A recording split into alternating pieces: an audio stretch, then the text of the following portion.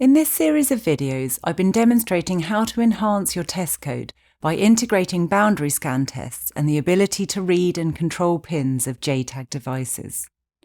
So far, I've looked at LabVIEW and .NET environments, but in this final video of the series, I'll show you how to do the same in TestStand.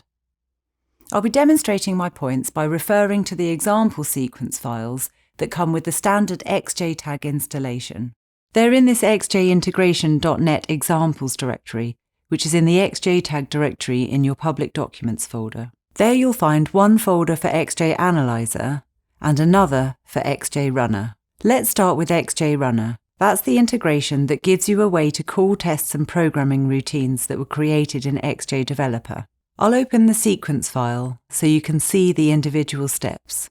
This sequence checks the LEDs on a board by calling an XJEase test from the project's test list, but there are a few quick steps to follow before the test can be run. The first two actions are to load the XJTAG project that contains your tests and to initialize an XJ link. That can be done in any order, but here I've chosen to load the project first.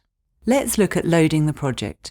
You need to provide an input string for the path of the XJTAG project, and then execute this load project step. You could use XJDeveloper's XJD project file if you've got an XJDeveloper license, but that's normally only useful during project development. After the design has been released for first production, I would recommend you work with an XJPAC file instead. That's the file exported from XJDeveloper, and using it means you're working with something that won't change unexpectedly if someone updates the project without realizing you're using it. The other thing you need to do at the start is to initialize an XJ link to establish communication. This step here uses the getXJLink method to initialize the first one it finds that isn't being used. Alternatively, you could target a particular controller by passing in its serial number as a string. Once it's initialized and the project has been loaded, you can create an object of the runner class ready to access the methods for executing tests. You do that, as you can see here, by calling getRunner on the runner project and passing in details of the XJ link you initialized. With that done, you're ready to run the tests. But before I show you how to do that, let me explain about test lists. When the tests were created in XJDeveloper, they were added to the test list, but they were also given default settings that determine whether they run by default or not. When you use the tests via XJRunner integration, you have choices. You can run the test list as it stands with those default settings, or you can override the settings so that it will run either all the tests, a different set, or just one individual test. The step load tests uses the runnerproject.getTestList method to get a test collection object. That object will represent the test list with its default settings. In this example, we'll just run one specific test from that list.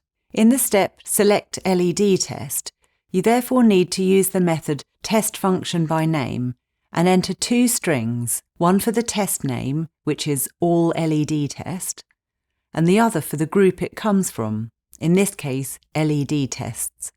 Having set the test collection so that it only runs that one test, the next step uses the startTesting method to start the test running on a background thread.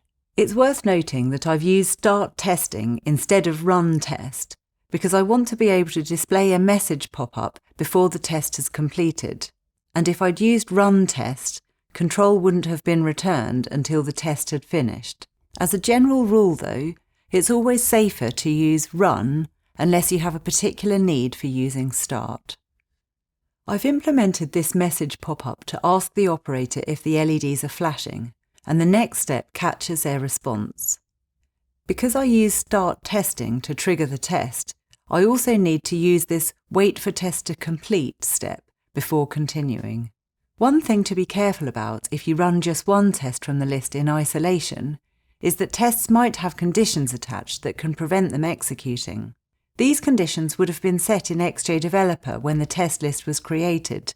They're indicated in XJRunner and XJDeveloper by this question mark. The circumstances under which a particular test or group of tests can be run can be made dependent on another test having passed. For example, you wouldn't want to do a time-consuming programming task if previous tests on the board had failed. When XJRunner integration performs a test, any attached conditions will be obeyed by default, so running such a test by itself may not work. In which case, either ensure you run all related tests together, or use the method of the condition class called override to disable the condition. Moving on, let's go back to the main sequence. I want to mention these cleanup steps at the end, because it's important to follow the guidance given in the first video of this series about when to perform the different actions. A key point is that you only dispose the runner object after you've finished running all your tests on the board. Don't dispose it after every test. When you're ready to change board, dispose the runner object and create a new one. Note that if all you're doing is changing board, there's no need to close the project or the XJ link. Once you've finished testing all the boards connected to that particular XJ link, you can dispose the XJ link instance. And if you've finished with that project, you can then dispose the runner project as well. This xjtag system.close step, which only ever comes right at the end, performs a system close to do some final cleanup and ensure all the threads that xjtag created are stopped. That's performed by this final close xjtag step. You should only use that when you've finished with all the equipment. So that's the process for using XJRunner. You might also like to know that the XJRunner examples directory contains a test stand file that calls a sequence of LabVIEW VIs. You may want to refer to that if you've already got some LabVIEW VIs that you now need to run from test stand. Now let's turn our attention to XJAnalyzer integration, which allows you to read and control individual pins on a JTAG device. Overall, the process is similar to that for XJRunner integration. This example also comes from the xjintegration.net examples directory, and you can see that the initial steps are the same as before, except this time it's a chain runner instance you create rather than a runner. Once that's done, you need to use the getPinByNumber method to get a reference to a particular pin. You need to set two string variables, one to identify the device, in this example U2, and the other for the pin number, which here is A8. Note that in my example, the project I loaded came from XJDeveloper, so the system knows the device's reference designators. I can therefore refer to them simply as U1 and U2. On the other hand, if you're using the XJD file from XJAnalyzer, the software wouldn't have access to the design data, so the devices would be known only as JTAG1 and JTAG2. So in that case, you would need to use the string JTAG2 here instead of U2. Getting back to how to control a pin, you can now use the refnum that getPinByNumber returns to reference the pin when you want to read it or write to it. Start the chain running and you're ready to interact with the pins. You can set a pin low, high impedance, or toggling using the setOutput method and passing in a value that represents what to set it to.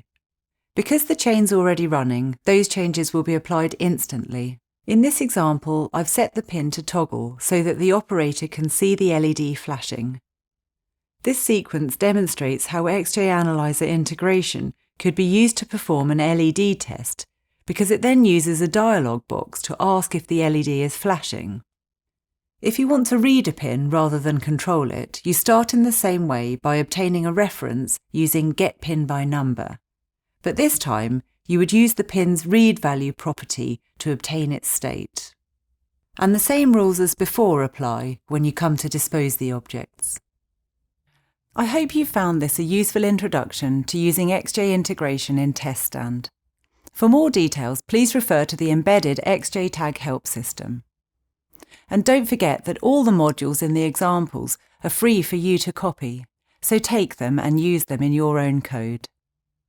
Thank you for watching this video. If you found it helpful, please subscribe for more and leave a like or a comment below.